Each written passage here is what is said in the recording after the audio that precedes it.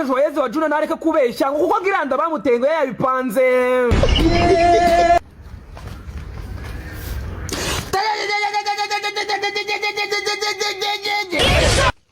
Ngo witwa Joyeze ngo ibintu barimo baragenda babeshya yuko ngiranda baba baramunkoceje zayewe muntu barangiza bakayimutera ngo ni ibibeshyo. Ngo mukuru ari kugaragaza yuko umukobwa wacu ngo yatinduwe no kugera muri ghetto yo mu diaspora. Ngo bunne kagurukamo kagatereka Nyabugogo kandi akagatereka mu Gatsata kugira ngo akunda atesha umurongo mu diaspora wacu. Ngo mu diaspora wacu yikoreye mu cyumba zana Bibiliya aravuga ati nyamuneka Joyeze winesha umurongo kuko ibi bintu ntabwo nabireba amasaha 3 narapomora. Ngo witwa Joyeze arangira amubwira ngo ihangane ndi gufata akayaga ngo wese wirebesha hirya kandi umuhungu wabonye inyama ni nk'imbwa yabonye inyama imaze amezi 3 itazirya. Ngo byagenze gute rero? Ngo Joyeze akimara kubona yandikiwe na nimero itari yo mu Rwanda yahise avuza induru uti noneho nabereye viza yanjye ndayitsindiye. Ndatanze n'umuhungu igihugu akomokamo. Ikintu cya mbere yakoze ngo kwari gukurura amakuru y'igihe umuhungu azazira ngo yewe naho umuhungu yabaye ngo umukobwa niwe wari wahakodesheje kugira ngo abone ukuntu aza kumusanga yamutesha umurongo. Ngo abanza guterekamo ko bita kamutware na Gidiriki na B1 General bivanga ngo ku buryo mu diaspora nta mahirwe yo kumutamira. Ngo Nyabarongo iri bukubite hirya no hino bakamusaba life jacket kugira ngo arebe yuko yakwikiza ayo mazi. Ngo Joyeze se warose mu diaspora kimara gushyira ibikapu hasi. Ngo yahise amuyorana byayibaraga by'abakozi bo mu rugo ngarangije amuta ku gitanda nka kumwe umuntu bita Ndori Jean Claude yarahaga imipira mu maguru y'abadefanseri.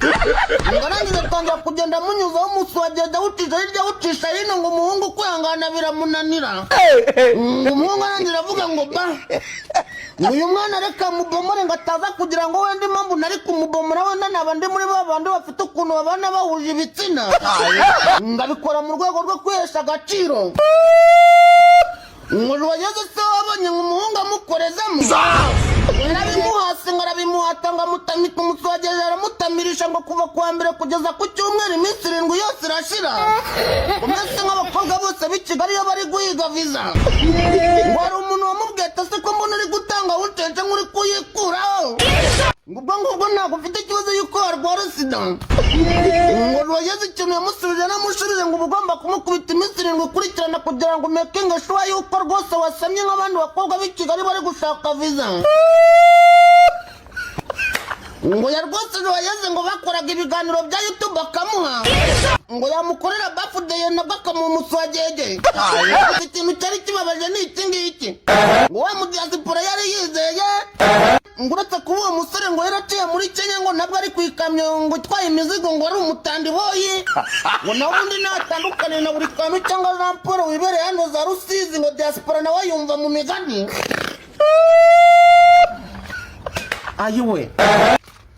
Ubuse ko mu diaspora ageze i Kigali ngo abakobwa baho bamwibangurizaho nk'ikimasa cya Ntarisisi bahu. Joyeze si viza yakobokeye izamumariye iki ko viza yo muri Kenya nta itandukane n'umuntu wibereye hano i Kigali Nyarugenge.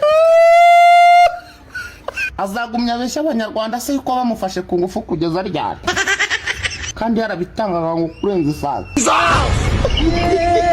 Reka nangire mwiyumvire. Okay, ladies and gentlemen, ndagira ngo mbabwire ngo ubu tugiye kuvugana n'intasi yacu tuzaniye amakuru y'ingenzi. Uyu muntu amakuru dufite ngo ni umuntu uzi neza ngo kabutindi wateye inda Joyeze ngo wa mu diaspora aramuzi neza n'amafoto yarangije kuyadutamika ngo niho mugiye kubariza.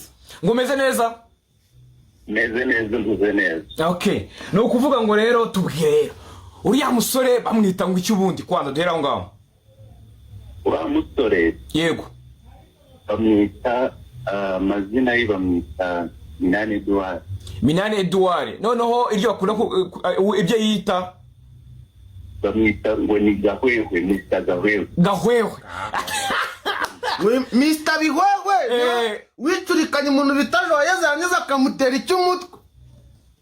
Ewa na kabisa aho ubundi ngo yaje afite tageti ya Nyambo. Bajyaga baciringa na Nyambo.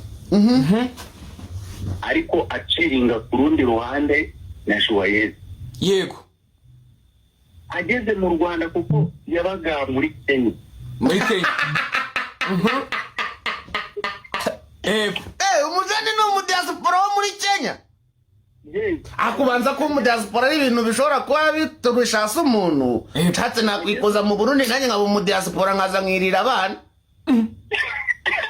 None ngo Joyeze umuntu washakaga Nyambo n'umudiaspora wo muri Kenya. Bivuze ko hari yamutega papu sinzi ukuntu byagenze. Joyeze atega papu Nyambo. Yes. Ndarangiye noneho. None tureka nkubwire wenda mbere yuko dukomeza mwite. Aya mereka. None se Nyambo. Reka mbanze shamaziro. Wabimenye gute ko ari we wamuteye?